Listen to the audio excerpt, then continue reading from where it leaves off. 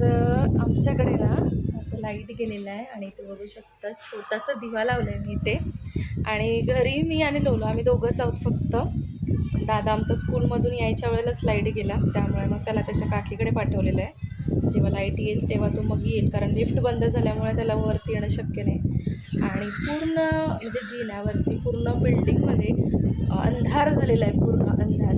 फक्त एकच चांगली गोष्ट आहे म्हणजे व्यवस्थित अशी मस्त हवा आहे ना, थंडगार हवा फक्त इथून विंडोमधून येते, त्याच्यामुळे गरमीचा काही प्रश्न नाही आहे. पण आता हा जबरदस्तीचा आराम आहे, म्हणजे काय लाईट गेल्यामुळे काहीच काम करू शकत नाही.